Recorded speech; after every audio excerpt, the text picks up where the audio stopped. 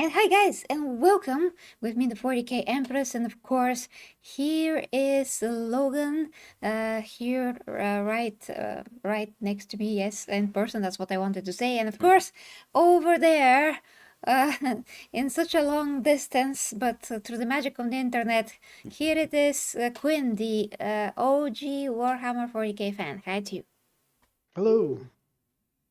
Hello. So, guys, we have topics that actually you picked for us to talk about today. So, we can do this each week, maybe once a week for now to see how things go.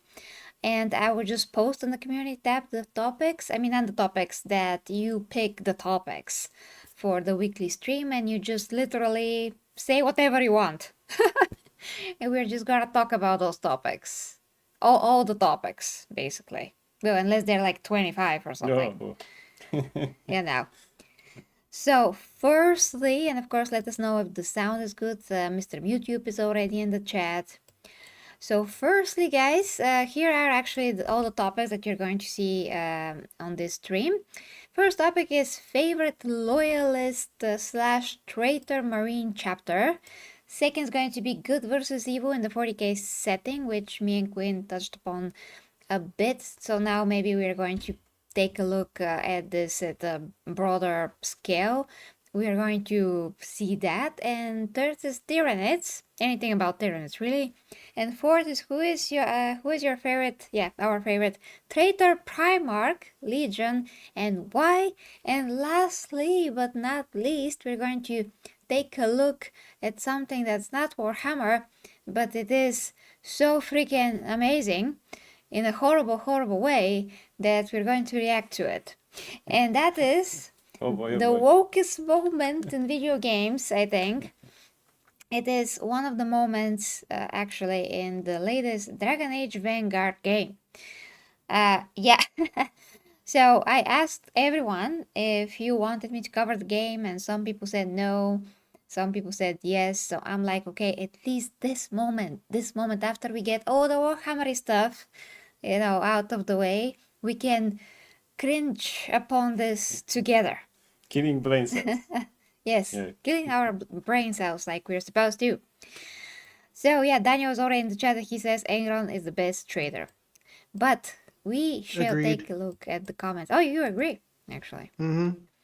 Okay, we shall take a look at the comments later, guys. So we not make this, so to not make this very, not concentrated. So comments after. Okay, first, favorite loyalist, traitor, space marine chapter. Quinn, you can go first if you like. Favorite loyalist? Lehman Russ. Favorite, well, I wouldn't say favorite, but the one I have most sympathetic to, traitor, would be Angron. Okay, and why basically? Why Lehman? Well, because he's got that brash exterior that everybody thinks is his true persona. In reality, there's a lot more complexity to him.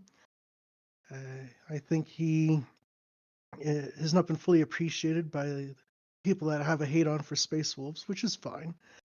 But if you actually read the nuanced material that's been provided for him, there's a lot more depth to him, and he's a lot more sympathetic than people realize. He's not about himself. He's actually doing everything he can to prevent his brothers from making the slide into him having to deal with them, with the final solution being removing two Primarchs already from the picture. As for Angron, well, he didn't really have much of a choice. His mind was compromised by the butcher's nails. The Emperor did him dirty by removing him from his people instead of helping them when he could have easily helped and stopped the carnage going on in the gladiatorial pits. And I don't think he had much of a choice when he slid, but all of the other ones, it was their choice. So they were weak characters, very little moral fiber in them. So I have no sympathy for the other Primarchs that fell to chaos. Okay, although you can also look at things from another angle. Why would you have, the trader Primarch is a favorite Primarch? I mean, to us, this is a bit a crazy concept because Mm-hmm.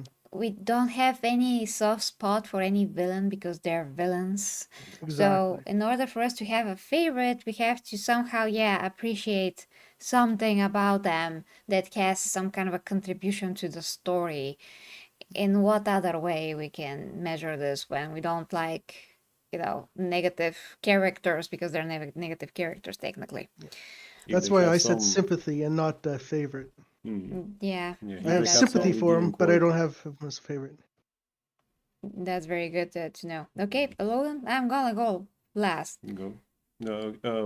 Was it now actually also in favorite chapter, or we go with the Primarchs first? Oh yeah, you're correct. So yeah, we are talking about favorite Loyalist Traitor Space Marine chapter. Yeah, we can do in the Primarchs. So we have also in that there. Okay. So let's go with Primarchs and then we go to chapters again. I'd say. Okay. To actually totally agree with the Queen from the little things that I know, because I got into the things, but I would choose Rimaros Trio because of everything I read now about Space Wolves and about him. I still have to read the book just about him, but when I finish the Ragnar stuff. But yeah, he really seems like a guy who really cares also, not just this brute that hits stuff and because Vikings in space and everything else. And yeah, I was also thinking about the Traitor. I would also say Angron, exactly because of that he kind of didn't have exactly a choice in the situation. It's also it's kind of like a Anakin died Vader story to me, which means that maybe he could have a different path, but because of the butcher's nails and everything around him, he couldn't rise to be better, let's say. But I really think he could. So I really feel kind of sympathy to that, although it was actually some inner strength that he needed to overcome that.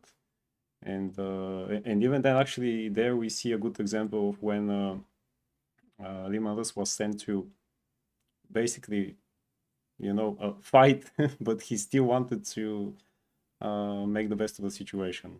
And talk to him. And talk to him, yes. Mhm. But still, and Angron is the only one who actually broke his frost weapon. So in that battle, so really these two will be my choice because as you said, I cannot say that I have a favorite villain even in comics or things like that. I like some of them, but favorite because can I say that the Joker is my favorite? No, because that's a crazy guy. Yeah. But someone who has some redeeming quality or actually had a chance to do something better, but the situation didn't take him. So this would be my choice. Okay, then Quinn missed to say anything about a chapter, but Quinn, I know what you're going to say, but if you wish, go before I go. Well, as it follows, if it's Lehman Russ, then it's got to be the Wolves, the Vilka Fenrika. Yeah, okay, so to sum up, favorite Loyalist chapter, Space Wolves. Favorite Primarch that's also Loyalist is Lehman Russ. Favorite, Traitor Primarch is Angron for both of you. So yeah, and also favorite chapter against Space Force. So, yeah. so we got Yeah, that. exactly. Okay. So now it's me. Okay. So favorite Primarch is going to be Sanguinius, number 1, and a lot of people know that already, but yeah, favorite Primarch is Sanguinius. Favorite chapter, the Blood Angels, although I'm like in between the Space Wolves as well and the Salamanders. It's very hard to pick this time. I mean, I know that I love Sanguinius the most, and then I love Gilliman, and then, Lehman Russ, etc. Actually, Rogaldon, and then Lehman Russ, but it's very hard to pick because they all have such a great qualities that I appreciate. But I'm just gonna say the Blood Angels for now because it's really, really hard for me to pick one because I resonate with the Salamanders a lot and to some extent with the Space Wolves as well. And the Traitor thing, okay, favorite Traitor chapter. Actually, did we miss that? Oh yeah, me and Queen didn't say about. Yeah, I think we missed that. Go Queen. World Eaters. World Eaters, because they're just brutally honest about what they do. Well, they're like Engron, basically. Yeah. Okay, Blood for yours? the blood god. Well, from what I know, for now, that might change, but for now, I would say the Thousand Suns because they always have a group with the Space Wolves, and I kind of like that dynamic. So it kind of also they are Egyptian based, and I like also ancient Egypt, so that's kind of a good thing for them. Okay. And then I would say actually the Alpha Legion for my favorite, once again, favorite, not loyalist chapter because they also maybe they're loyalist as well somehow, Sneaky. some way. The Opharia is part of the Legion maybe. Are around somewhere and they're doing something behind everyone's back that is actually for the Emperor somehow. I don't know. But yeah, I like them because they're very, very different and they do things very differently. They're like the secret agents, the Assassin's Creed of of the Space Marines. So yeah, anything to add, guys? I think no. I think that covers it. Yeah. Okay, let's see what the guys are saying before we move on to the next topic that you picked. So I suffered from he's talking about that. You're talking about the Dragon Age clips enough, so I don't want to see them any further in my timeline. Well, We'll give you a signal when we start. that's gonna be at the end of the stream, yeah. Daniel says favorite loyalist, the Khan, the only character in the 40k that uses his head. Oh, Jagged Icon. Okay, but why is he the only one that uses his head? I mean, everyone Because else he likes to headbutt. Ah, okay. Favorite loyalist, okay. Favorite Primarch loyalist, Sanguinius, Jagatai Khan, the Rose God. Okay, Mr. YouTube. Is he roasting people? I'm not sure exactly what he means there, so if you want to clarify. Daniel says Angron was pretty much turned against his will as well. Yeah, exactly. Oh, I didn't say my Primarch. Oh yeah.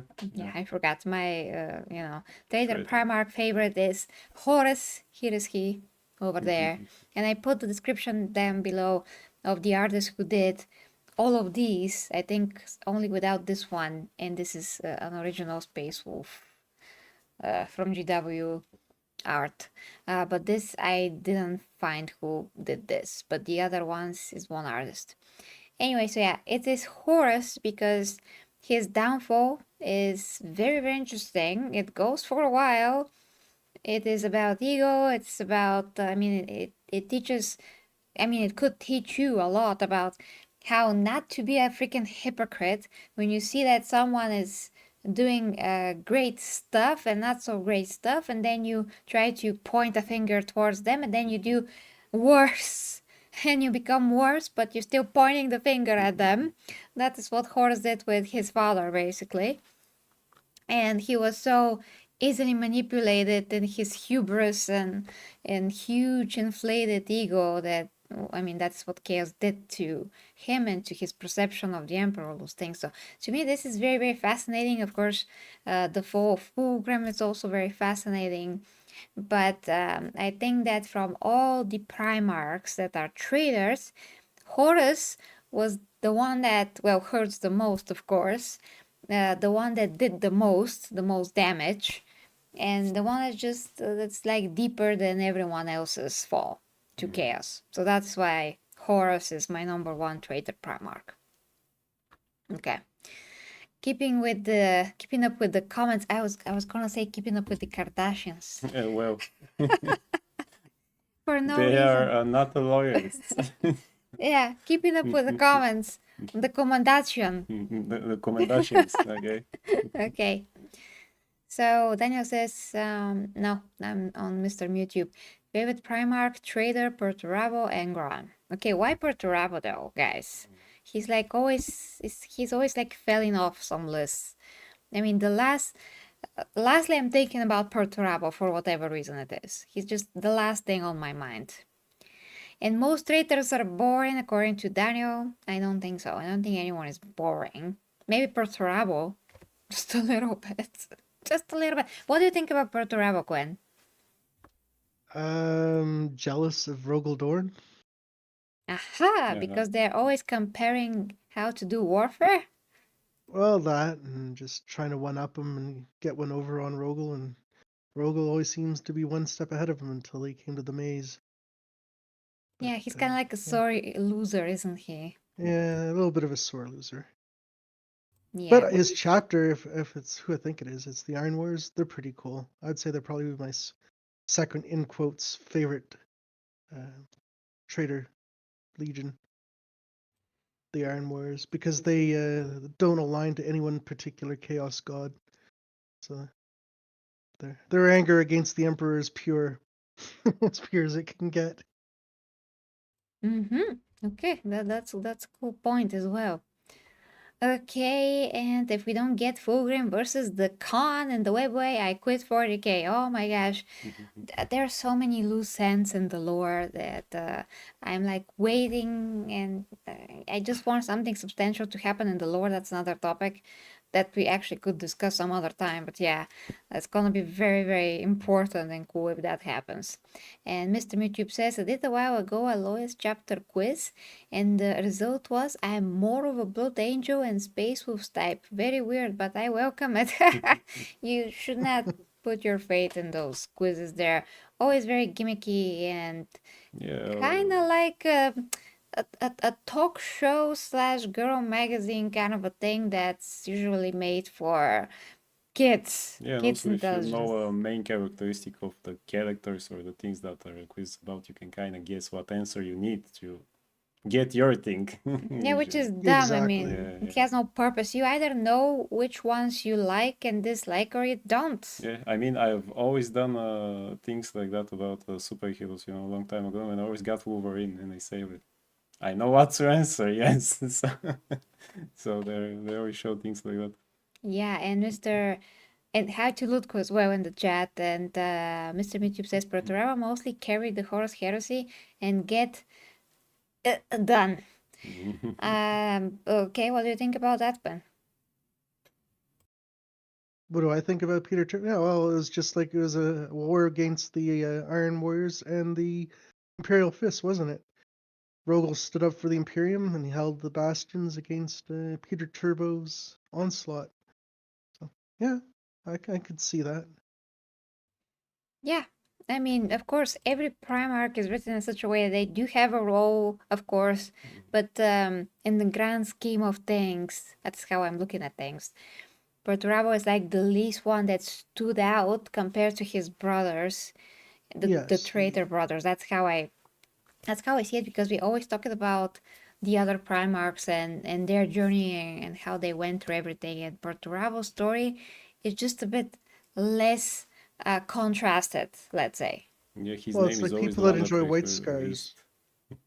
People that enjoy white scars and the Khan and Korax get very little recognition in story and lore, and they could do with a lot more flavor added to them. They're all deserving in one way or another of having something reflecting on them that shines them in a positive light, or at least in a more fleshed out light.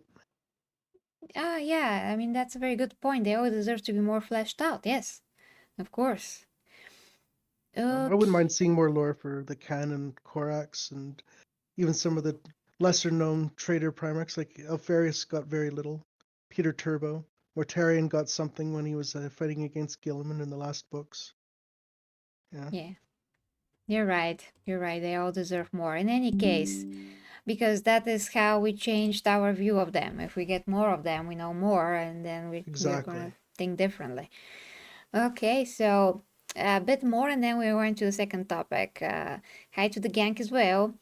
And he says, great moment in one of the Horus Heresy books where an Iron Warriors is flashing through all the warriors in the past like reincarnation. Oh, that's interesting. I don't think I've read that part. No. But can we agree that Logar is the worst of all Primarchs? I can.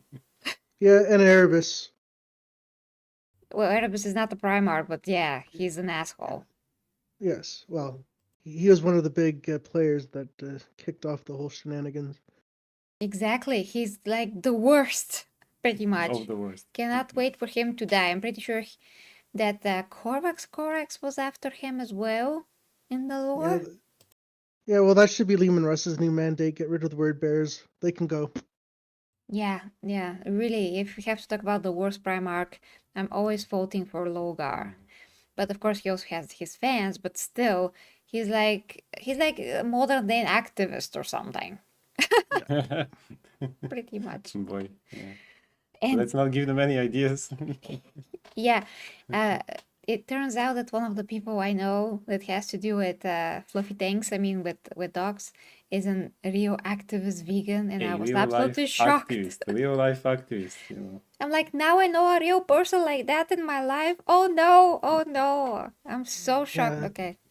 Well, if they're vegan, hopefully the dog's not vegan. Close. Goodness. Already sorry has for that in health dog. issues. Is having, yeah, okay. Yeah. Another topic. Okay, guys, let's get to the next. The next topic is good versus evil in the 40k setting. So let me set the scene. In the 40k, in the grim darkness of the 40k universe, there's only war. But are there any good or any? I mean, is it is it everything like super evil, or there's some good along the lines? So first, Quinn, you have a really good way to put things into perspective. So I'm gonna let you talk first. Well, given today's climate, I'd definitely say there's good and evil. Because you look at the way, well, just the whole superhero genre has been demolished by modern audience perspectives. The concept that there is no good and evil, it's just shades of gray. Well, yeah, there are shades of gray, but I'm sorry, trying to make virtues out of evil doers and villains is not a good concept or moral concept to try and promote. So in that vein, I would say, yeah, there is good and evil in the Warhammer 40,000 universe. You look at just the world history, what happened in the Second World War, you had the Allies against the Axis. Well, yeah, you could claim that is good versus evil, but both sides did some nasty things. But, as they say, I'm not the hero you want, I'm the monster you need. Terrible things have to happen to correct what evil does. So I'd say, yeah, there is a good delineation from a human perspective. The imperium of man is the side of good, fighting against the evil that is the chaos and the Tyranids and the orcs that are trying to destroy it. Okay. Pretty simple, yeah. Okay. Yeah. First, you touched upon in general how today's media or today, yeah, I mean, no, let's say that today's studios make us Yes. see good and evil, which is not a good way to present things at all, especially to the young generations nowadays. And as you know, me and Logan had the honor and the privilege to talk with Sam Jones, Flash Gordon himself, like in 2019, and he literally said what we were thinking, and by this point of time things have not even gone that bad, Yeah. they were Nobody saw it coming. they were still normal. He was like, hey, good should be good and evil should be evil. Like, there's what are you talking about? How they present things in the movies is just not healthy way of looking at things, that everyone has to be misunderstood and Exactly. all of those things. And this is absolutely the same thing what now we watched recently with Agatha all along. Agatha all along. Yeah, all of Yeah. a sudden we have to forget about all the evil things she did and be kind of, crying about her and be heartbroken and say, oh no, so she wasn't evil all along, pun intended. But she was. But she was. I mean, and, literally showing. I mean, I don't want to get into another topics, guys. Yeah. So, because when you open the door for the general thing, and then we're gonna touch upon 40k. So, I'm sorry. Well, it was It's a good door. important. It was Yeah. important, but yeah. For a quick example, like there was a scene in the last episode where Agatha is shown how she's killing witches all the time, like all the time to take their power. That's what that was the goal. In the That's same the only time, reason, yeah. yeah, at the same time, not getting any stronger, which was stupid, but okay. And then involving her own son into all of this. So he had to attract them to make everything seem like it's innocent. And then when they come, she kills them. So he was literally the one that, I mean, he's a child. Yeah. She's making him do those things, but then he dies. Oh, spoilers! Jesus Christ, who cares about the show? Yeah. And we have to like feel bad about Agatha because she lost her son and she feels stuff. And she continued to do bad stuff after his death. She continued to kill them for the reason being just to get the powers. For no reason. For no reason. Yeah.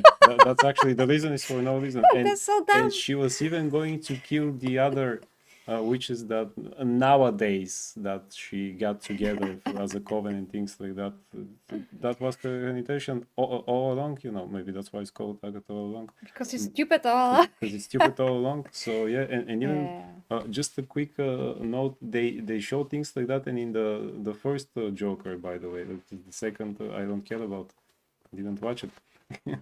But again, that was the thing that they show here. That's a villain, but he was again misunderstood, you know, because the system and the government and the people around him, they did it. Okay, why wasn't he strong enough to get through all that and not be the villain, you know? Okay, So, we're again, ranting about other stuff now. misunderstood.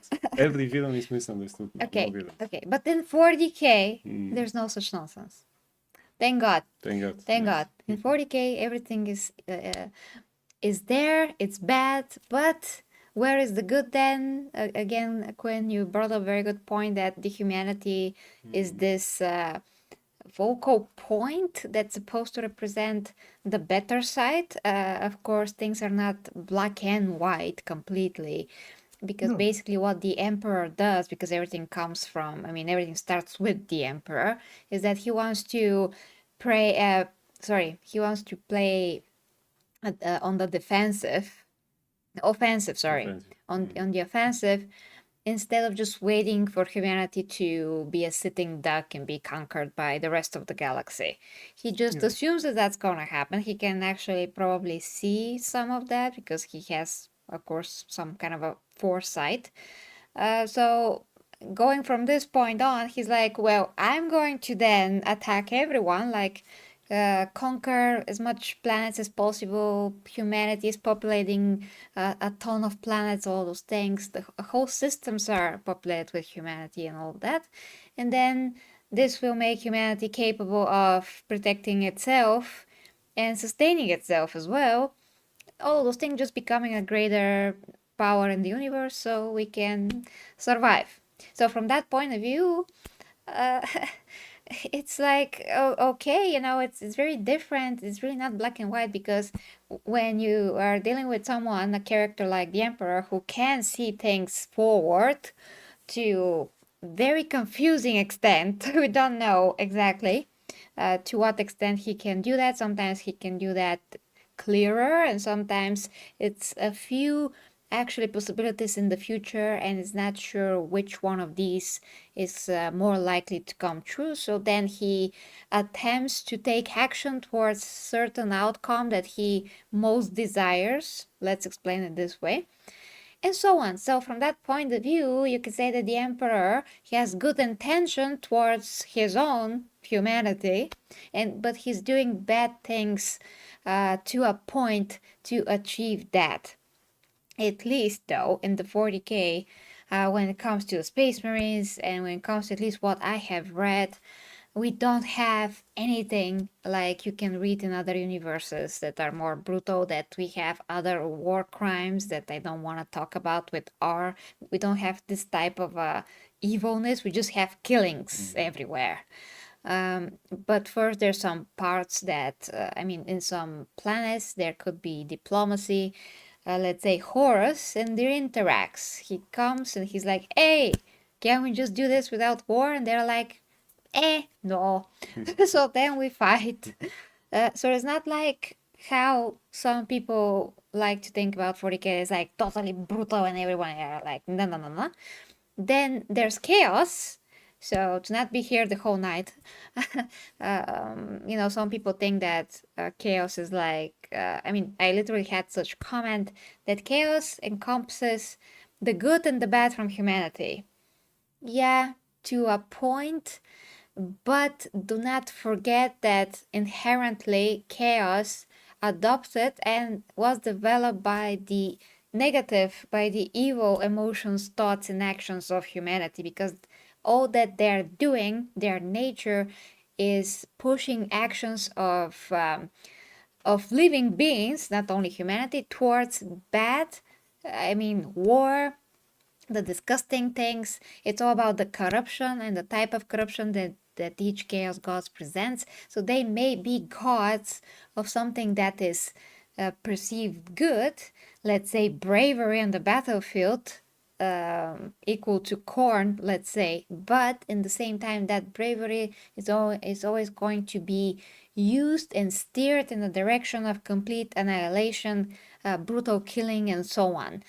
Of course, when someone, like let's say a very good space marine that has some moral values and systems by which he lives by and all of those things, when he has all of these emotions and qualities in him, he can choose to kill a certain way that's not necessarily horribly evil. It's just necessary for the type of enemy that he's dealing with. That is not evil in this case. So we have to watch case by case everything and then to measure it. What is the intention of a particular killing? Let's say if you take some evil guy that is like a space marine from one of the chaos faction, the traitor factions. They will kill for pleasure, and they will extract that pleasure. They will take a ton of satisfaction from what they're doing on the battlefield, and they even do it in certain ways just to make them feel good, which is twisted and disgusting and all those things. So that is evil. But when you kill to protect your imperium, your emperor, your primarch, your comrades, your planet, whatever it is, you are doing this with the intention of being good in this case, noble, and to act with these noble desires, so to speak, and you are trying to just protect yourself and all of that. So it's totally different, the intention, and the whether or not you're doing something with malice or you're doing something because you're trying to protect something, someone, whatever it is. So of course this is very, very complex. It's a very long topic, but this is the topic, good versus evil in the 40k setting. Good will be once again why you're doing certain thing, and sometimes let's say there was a certain animation also from the Hammer and Bolter series when you see how the Eldar are fighting as well with the Space Marines. Then a mother is trying to protect her child. What is good in this case? Well, it's good the fact that the mother is trying to protect her child, of course. And here comes a Space Marine and is butchering them. That's not good in this situation. From the side of the Space Marine, he's not good. He's doing very evil thing to this mother and a child, of course. That is how it is. So case by case situation. In this case, then you see the ugly face of war. Then somebody's gonna say, "Oh, this is war, so this happens." Yeah, sometimes the Space Marines maybe don't have to attack certain world, but they do it anyway, and then evil thing happen. And then basically we're talking about literally needless. One of these battles could be needless in this case, but they're doing it anyway because they're already like in the rage of war on whatever. So that's gonna be evil. Whatever it is for protection of humanity and necessary is going to be towards the good side, and whatever is doing, could be it is done because somebody just decided to do war crimes and be carried away or whatever and do disgusting things. That's gonna be the evil side. So yeah, here it is. anything to add, because I went you around. It's really complicated. Yeah. Well, just to supplement what you were saying, the warp is not chaos. Chaos is a separate thing from the warp. Well, it's a part of the warp, but the warp is neutral, and it only reflects the emotions you put towards it. So you're going to get chaos, which is the negative emotions from all races that are feeding it, and then you've got the side of order and justice and good, which is a reflection of the Emperor's miracles, the Legion of the Damned that appear for Space Marine chapters that are in a tight situation. Suddenly, the Legion of the Damned appear, and they're basically a force for good, if you will, that'll go through and fix the situation if the Imperium happened to be losing in that particular battle. So saying that chaos or the warp is good or evil or is just pure chaos is not right. It is neutral, and it just reflects uh, accumulated emotion, and that's why you've got the birth of the chaos gods, and that's why you might have the Emperor becoming, or at least the part of the Emperor that is reflected in the warp, becoming another god, not necessarily a chaos god, but a god of order and justice, at least for the Imperium. Just like you have the new Tau god that has appeared recently, and all the other ones that might exist, the Eldar gods. Who knows if they will ally each other fighting against chaos itself. We'll see as the authors further develop the Black Library list.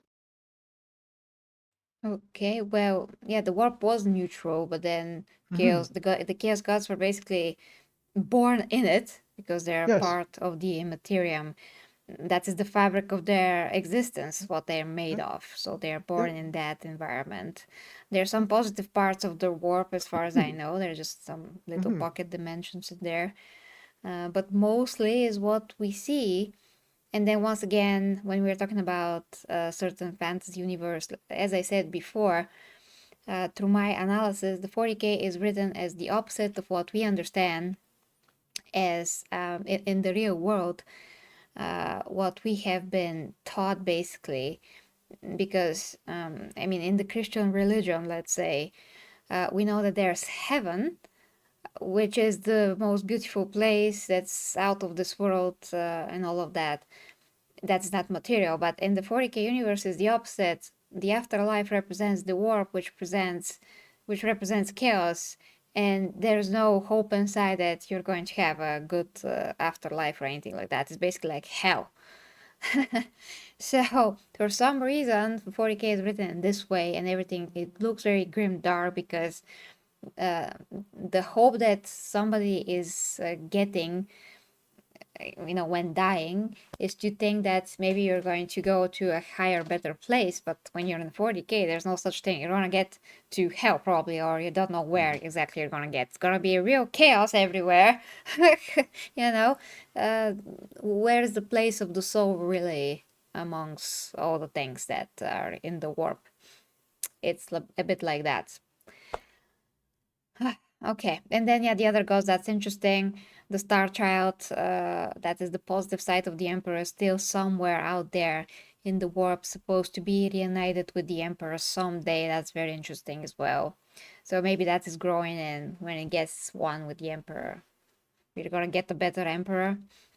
But certainly he's not gonna become the Dark King, because that ship has sailed totally at the last book of the Horus Heresy. The End and the Death Part 3, so there's no more the Dark King, because we know that if there is, then the whole universe is gonna end. There's not gonna be any chaos, planets, galaxies, Tyranids, whoever, Necrons, everybody are going to be completely wiped out from existence. There's only going to be the Emperor, who is gonna be sitting there and being like, there's no one. I totally destroyed everything, so no Dark King, he relinquished that. So the idea maybe in the future is that he's just gonna reunite with the Star Child, and that's gonna make him balanced but still powerful enough to be in some kind of a comparable level to all the Chaos Gods combined. That's my theory, based on everything that I've read so far from the books. Logan, do you want to say something about good and evil in 40K? Well, to me, it never looked as if everybody are just assholes and things like that. So, that's what most people say. They're So, literally not. I mean, yeah, Yeah. it's clearly that you have good versus evil here. One side wants to, save the earth and the humanity. The other is, chaos, and they want to take everything, and not just chaos. I mean, so it's, to me, it's pretty clear. I see it. Someone said in the comments of your main topic when you had it, of the main video when you had about that topic, that it's like the Marvel's Ultimate Universe. It's, Yes. comic books that they did in 2000 and something, when they wanted to revamp their comic books because to get younger than the younger audience, so that they created this universe that was called Ultimate Universe, and it was different. The version of the Avengers was called the Ultimates, and basically all of them were douchebags and assholes, including Captain America. Now, and someone in the comments said that Warhammer is like that, like this universe, because you have only Spider-Man who is good, and he made a parallel with salamanders, and everybody are assholes. I don't see anyone else as assholes, I mean, the Space Wolves certainly are good from what I've been reading and doing things. I mean, they fight all the time for the humanity. They do everything for in the name of us and the Emperor. All the others that we see, we just played Space Marine 2. Titus was not evil. Yeah. Sure, there is that asshole Leandro there, but He's just an ass. but yeah, I mean, sometimes we have colleagues like that. He's a Karen. He's a Karen. He's a Karen. Yeah. He demands to speak to the manager. So yeah, even in that Ultimate Universe, that's not true. Spider-Man was not the only that was good, and everybody else was assholes. Can say more that about the boys, the coin book. I mean, but again, that's not the case in Warhammer, from what I see. So to me, it's clear which are the good guys and what is the evil. Yeah. Yeah.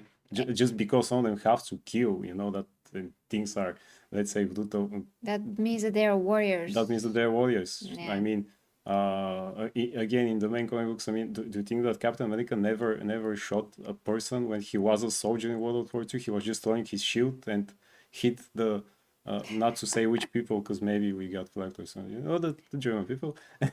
and that's it. And they all of a sudden got converted to, okay, we're not going to do the war anymore because you hit us with your shield.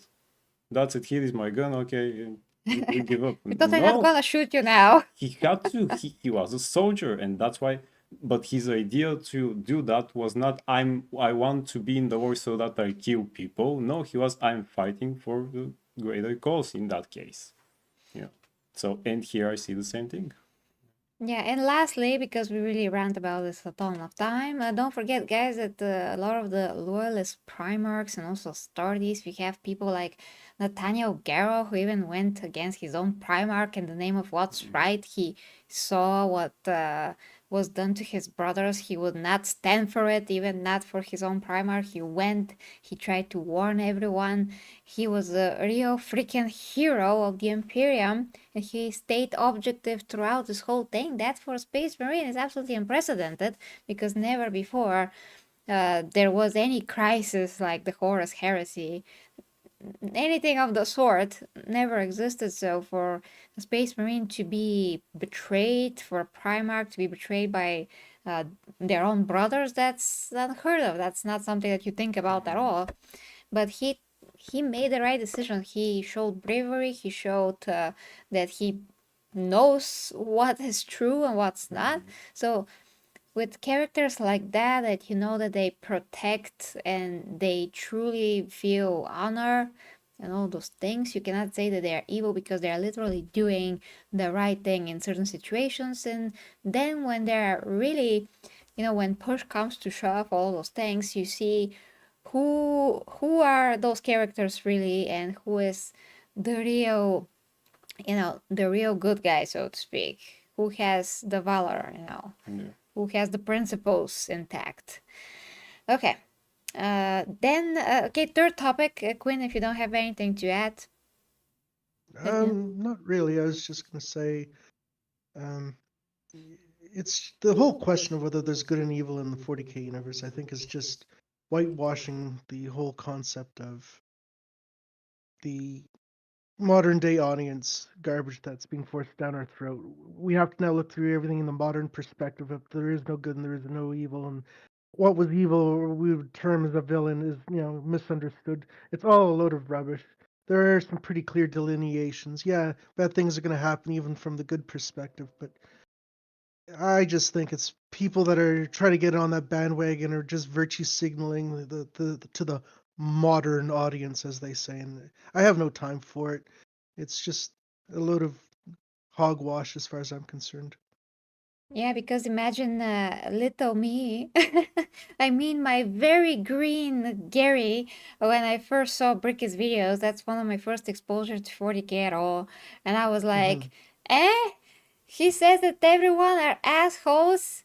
What the hell is He sounds like happening? he's a modern audience kind of guy. Yeah, well, I like to be an objective kind of gal, so I Yeah, don't like there you go. bullcrap. Thank you. Exactly. I mean, say just the things that is way, I mean, The as way they they are, are. the way that Yeah. they are, and not try to twist them to fit. So yeah, so stupid. Okay, just to say hi to Wizzy Pillar, the fellow YouTuber. Hi to you. Good luck with the stream. Good luck with the stream, y'all. Now it's back to election posting. Absolutely, go and do your American duty. We are just here in Bulgaria like this, praying that the emperor of mankind is gonna win. Really want him to win because that's gonna help the whole world. And Yes. if the Slaneshi thing wins, we all gonna lose. Okay, Yeah. we don't want a Big way. Slaneshi thing. We just want the emperor to win. Okay. So you know all those things. Okay, guys. So topic 3, we have the Tyranids. So basically, we had a big fan of the Tyranids in the community tab, and he would like us to talk about the Tyranids. So real quick, Quinn, what do you think about the Tyranids as well, one of the most devastating factions in the whole 40K? Well, I like them. I'm looking forward to picking up some more Tyranids from Joy Toy. They just had a new release of Hormiguns and Rippers, and a couple of new Termagants with different weapons, and hopefully a certain thing will happen in the next few days that'll make it easier to pick them up. But yeah, I like them. They're reminiscent of James Cameron's Aliens. I think that is one of the major inspirations for the Tyranids when they were released, just like James Cameron's Terminator was an influence for the Necrons. I think they're a fantastic addition to Warhammer 40,000. I remember when they were first introduced as even a tabletop game. Before they were part of the Warhammer 40,000 tabletop game, there was a game called Space Crusade, I think, or Space. Well, also kind of a delineation off of Space Hulk, where the Gene Stealers got attached to the Tyranids. Yeah, they're just alien, nasty, hungry little monsters that want to feed on the entire galaxy and destroy it, and they need to be stopped. And the bulwark against that are the Necrons, the Imperium, and the Orcs. And we'll see what happens. It's going to be a big battle royale. I'm all for it. I like the Tyranids. I want my Carnifex soon. Oh boy. Well, I wish that you get the card effects, whatever need to happen, let it happen. Yes. Okay, Logan, what do you think about the Tyranids? Well, I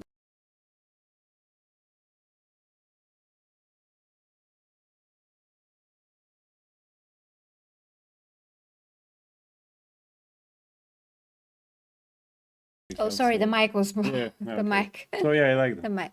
Okay, okay. Understand. So they make They're good to shoot at in a good to game. shoot at, exactly. You need something like that in a game. You need some devastating power that are just these monsters that come with, gigantic orbs, and you can shoot and do things with, but they also shoot at you.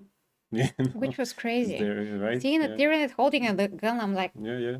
I mean, the toys excuse look me. amazing like that, You're and the supposed to beat miniatures me. look amazing. Yeah. So I know that they're developing, sorry. in that way, they're actually even better than the aliens, because alien is always they never use guns. They just use their acid spit and all the other things. But these guys use guns. Yeah, because So- they're developing, they're And, evolving. yeah. So what can be a cooler than an alien that is holding a gun? A Here we go. disgusting alien. Disgusting alien. Yes, exactly. Well, actually, I'm fascinated by the Tyranids. They're one of those things in Warhammer that are very freaking deep, and I cannot even believe it because they're just, killing machines. They're just go and destroy everything. But still, when you read about them and you understand like how many things that, they had to figure out that make them different from everything else from other universes. Like for example, the fact that they did not come from our universe, they came somewhere from a place called the Void. That's what I read about Tyranids recently. And we don't know if they ate everything else that was in their own void, whatever that is. So it's interesting. Maybe they were devastating other universes before and just came to ours, and now they like to eat us and everyone else in it. But then you have different Tyranids as well. You have the Queen and all the different kinds, like the Carnifex. You have the gene stealers that can actually look like human Yeah, because they are stealing genes. they didn't stop with just one breed, okay, these guys that are walking around in horse, but they actually managed to do different types, which is great. Yeah, and the hive mind, Yeah. that's so fascinating. It's just so fascinating how it's like basically negative towards the warp, so to speak. So yeah, Quinn. Just so you know, the void is space, basically the emptiness between space and galaxies. So, Aha. yeah, Okay. that's what the void is. Okay, so that's what they meant with the void. Yeah, they came from someplace not of our galaxy, and they traversed the void to get to our galaxy to wipe it out. Aha, okay. With their freaking biological disgusting ships. It's so cool. Yeah, I know. So yeah, to me they're super original, and that's one of the things that I Yes. love about Warhammer, that they do take some concepts from other universes, but that is it. They just take like the concept, the essence, a bit of it, and they change everything about it. They make it totally different, totally original. That is why, I mean, I'm so love the aesthetic and everything about 40K because it is different, and I just cannot believe when somebody again, like Bricky comes along and he's like, they took everything from everyone else. They took everything. They just copied everyone. Because everything else was original to begin with. Yeah, sure. Yeah, everything else was already original. Yeah, sure. George Lucas, like I've said previously, this example that he was inspired by the samurai and he decided to create Jedi. Not to mention that he actually was, I said it before, but he was also inspired by the French comic book Valerian, that they made a movie Valerian and the Thousand Sons was the movie or things like that with Dave DeHaan and that Dave DeHaan and that model girl, I forgot her name. They must forget again. Anyway, the ironic thing was that everything in those comic books, from the design that is literally a scene in a canteen, that is like the scene in the canteen, the design, some of the clothing, the design of the ships also. There is a guy that looks like Darth Vader. Everything is from those comic books. George Lucas said it. And the person who created the comic book and drew the stuff, when he watched the first, episode 4, when he watched episode 4 for the first time, he saw those things and he wasn't angry or something, but he said, these are the things that I drew and they inspired someone to make that movie there. And he was Wait, happy. I got confused. Yeah. Valerian is before Star Wars. Yeah, the comic book, from 1960 something. Okay, so he saw that and then he brought it to Star Wars and he made it, okay. Along with the Japanese stuff and things like that. So it's again different things that he smooshed together into one that he basically was inspired by. Yeah, but unlike that, in 40K actually everything is drastically changed compared to what it has been inspired by. Like the Tyranids are not like Alien.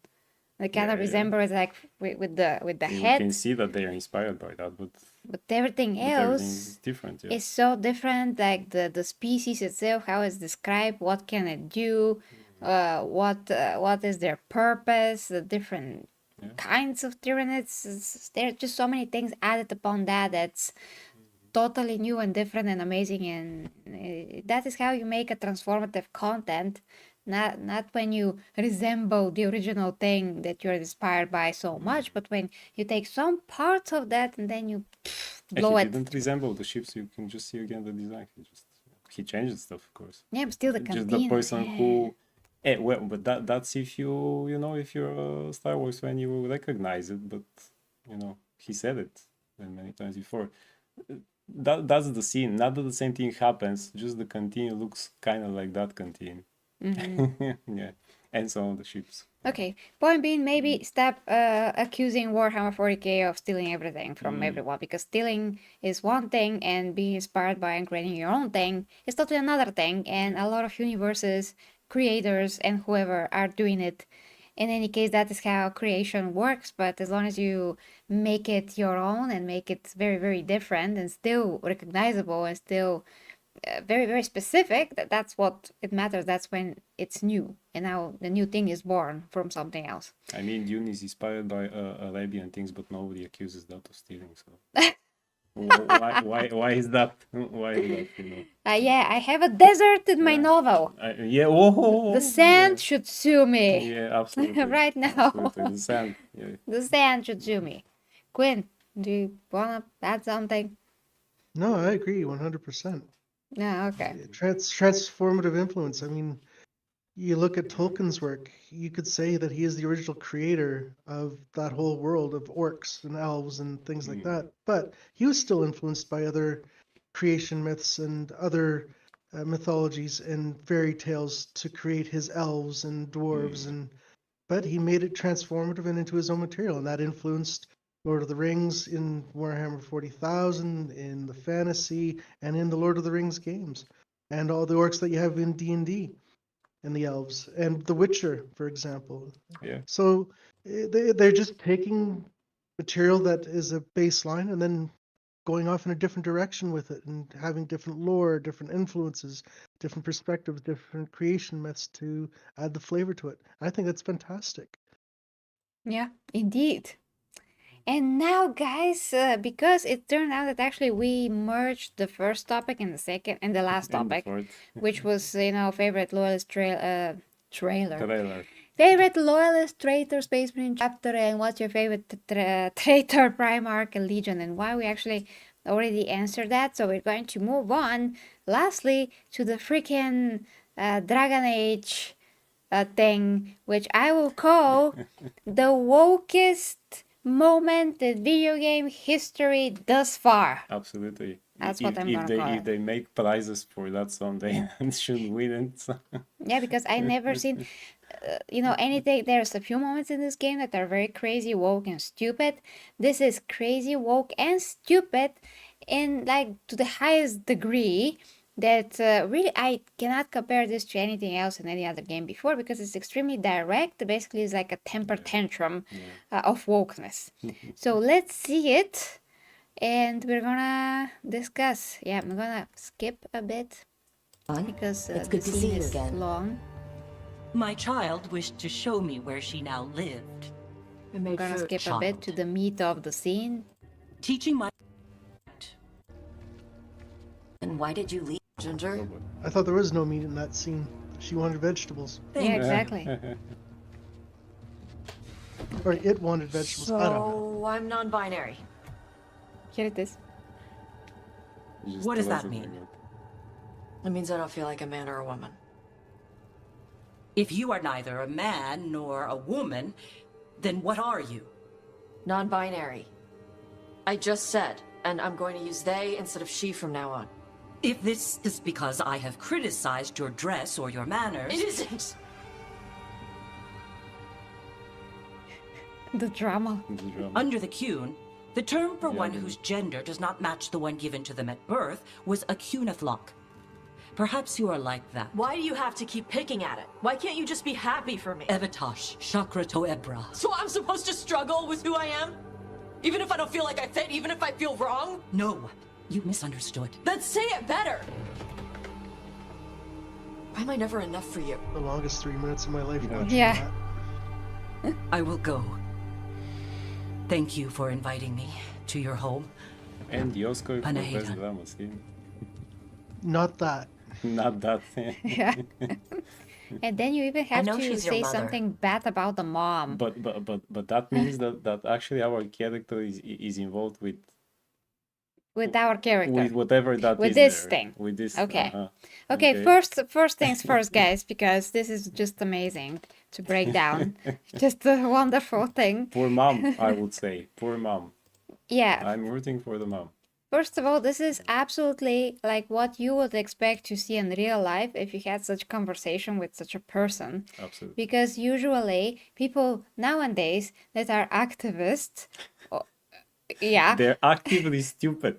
yes, So unfortunately, they lost the plot and they lost why they are supposed to be fighting for whatever reason they're fighting, because they're always in an echo chamber, not listening to the facts. Everything is emotion, emotion, emotion. And that is what we see here. This is totally, I mean, prove that you can totally not use your brain. yeah. And somehow be obnoxious to everyone and still exist. But okay, let me just break down some of the things that are key here. So the first stupid thing is that how is this relevant to the game? So that's first. That's How is what this I freaking want to know. relevant? Yeah. How exactly? Yeah, nobody has to address ever in a game anybody's sexuality, because that's stupid. Nobody is their sexuality alone. And when you're focusing on that, you're making everything about yourself about that. You're reducing yourself to that.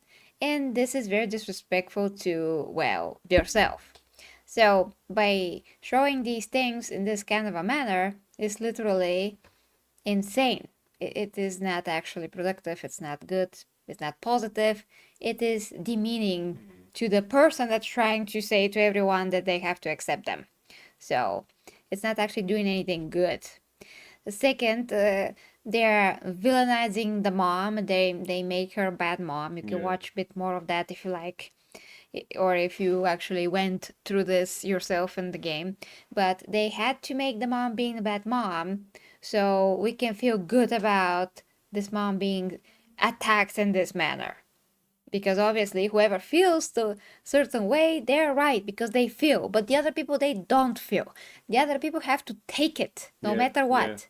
Because they're just non-existing people. So we don't have to respect their emotions or what they're thinking. We just have to attack them. So for these people, there is no good and evil, but the mother is evil.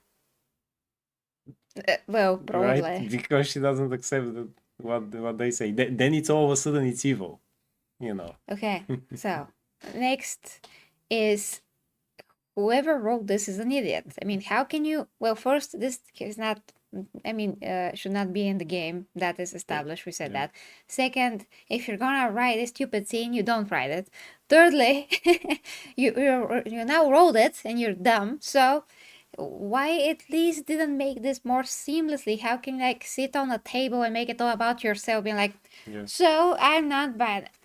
What? And as far as I know, because I don't know 500 tons of information about Dragon Age. I played the previous game, but that was 500 years ago as well. So I don't remember all the races and what they're supposed to be, but the little that I found out is that race in particular, they don't even think in these ways anyway. They're not about that at all. So basically taking a race that is not about any of this, but making it about this, it's dumb. Why did they decided to change this particular race? Who the heck knows? Not to mention that it doesn't fit in a fantasy setting at all, because it's a modern thing. It's still. Hey, hi, Justine. If this is because I have criticized your... Oh, I went a bit forward. Non-binary. I You just didn't miss said, anything. and I'm Huh? You didn't miss anything. You went a bit forward. You didn't miss anything. Yeah, exactly. So I just said, it's like she's demanding her mom to know already what this is. She's entitled. She's entitled. And she has to say, like in the rudest way possible to her mom, how can you not know what is non-binary? Oh, I'm never going to be good enough for you. Hey, no, people on the street don't know what the heck is that. I have to like explain what that is. If somebody asks, I'm like, well, this is something stupid. That's my explanation. Okay, going to continue. use they instead of she from now on. If this is because I have criticized your dress or your manners... It isn't. Well, that's actually a normal reaction from the mom. Because she's confused and yes. she is trying to find some kind of explanation which moms will do. And then, of course, she's so hurt by her mom's normal suggestion or question. Yeah. She's like, oh, it isn't. If anything, the mother is wondering what to say because she's very offensive, you know. It's not. No, I'm defending myself. She's doing the attacking, actually. You mean that she's very offended as well? Who the no, No, this thing. that she's attacking the okay. thing there, you know. The scene is cringe, man. Yes, just It saying. is, yes. It's cringe, yeah. And it has no relevance to the game at all. Under So- the CAN, the term for one whose gender does not match the one given to them at birth Is there such a term, really? I mean, people that are masters in the Dragon Age lore, just let us know if there's really such a term, because I doubt that there is. was a cuniflock. Perhaps you are like that. Why? And here, you know, the mother does not freak out, she's not being rude. But then here's the daughter who's already like this with the pitchforks and trying to attack. that behavior is supposed to be okay, but the mom's behavior is not okay. Yeah, to be just a normal person just trying a to ask normal person, yeah. questions. Because any other mom would be already like, what? Do you have a mental illness? Do you need help? Can we call someone? You know, that's gonna be like most parents. She doesn't have to know what this means, so she's asking the questions like a normal person would ask, you know. Yeah, You have to keep picking at it. Why can't you just be happy for me? she's not picking at it. You're dumb. Evitash, chakra to ebra. Whatever that means. I'm supposed to know this language? Didn't the subtitles actually say what it is? No, I think they said the same They said language. the same language, so I'm supposed Yeah. to know that. Okay. Yeah, here it is. Evata Chakra to Sabotage, Impra. so we never actually know what that is. Okay, Yeah. good. Have no idea what the heck that is. Okay, a bit more. Oh, I'm supposed to struggle with who I am? What? Nobody said anything about this. Why are you going on a temper tantrum? Even if I don't feel like I fit, even if I feel wrong? No, you misunderstood. Then say it better. She's trying.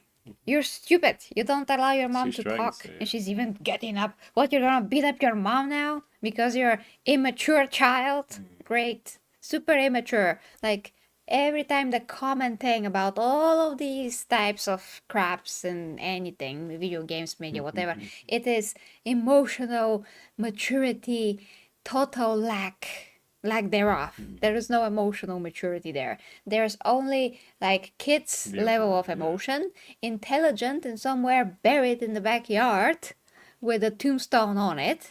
And the emotional immaturity is running rampant like a kid that had too much sugar. That is what it is. Because it is actually the one that buried the the previous stuff with the tombstone. Did you imagine that? Yeah. You see that's a better scene already over here. Yeah, a kid running around eating too much sugar. Sugar, yeah. Why am I never enough for you? Nobody said anything about that, but she's invented it now. She just I will go. Thank you for inviting me. And to of course, she's seeing that she cannot go through to her, so she's like, I'm gonna go and probably shoot myself in the face, in the back. right, But anyway, yes. Quinn, what do you think about it? I don't want to think about it, to be honest. Oh, God. Yeah, that was painful. Sounds like a spoiled child that is entitled. Mom never told her the meaning of the word no and is in need of a good spanking. Problem solved. Yeah. Should have been done when the thing was 2 years old. Yeah. Now you got this obnoxious thing running around bitching, complaining that it deserves everything. I'm sorry. I just don't have time for that noise anymore. And we're supposed to be to feel bad for people like that because No. They- Not in the they- least. because what? Yeah. They literally need A help. good, yeah, and spanking, yes. I mean, I'm gonna give you an example, and guys, I see your comments. I'm gonna read the comments before we go. So I'm gonna give you an example. When I was a kid, you know, I was a tomboy, which means I played with guys' toys and I like guy things, and I dressed Well, as a boy, I mean, with a shirt and a pants, like who doesn't dress like that? I mean, most girls maybe wanted to have a dress, to wear a dress, and my mom wanted me to wear a dress, and I was like, ew, A dress, ew, and mostly that's how I feel now. Very yet with a tombstone. You know, I just have a few dresses for the summer, but mostly it's like ew, because I prefer to not be seen, so to speak. Yeah, I'm getting a lot of looks, if you know what I mean. So that's good when you go to the sea and you don't actually get a lot of looks because everybody else are dressed like that, you know, in similar ways. But when you walk around like that in the city, it's not like you don't feel actually safe. So better wear the normal clothes and not the dress anyway. But the point is that I felt like I prefer to talk with the boys, and I prefer to play with the boys, and regular dolls to me were ew again, especially with the hair. So if you think about that, you'll be like, hey, if that was like the modern day now, and I had like crazy parents, they were trying to make me a boy and transition probably. But I was a girl the whole time. I wanted to talk with the boys more and play with the boys more because girls were really weird to me, and they're always acting in ways like they're trying to bully me and stuff, and then the guys try to bully me as well, but that's another topic. So you never had a conversation with you sat down one day with your mom and said, "Mom, I'm a tomboy," and she said, "Okay, no, I said I'm a tomboy." She said, "Okay, but you don't understand." No.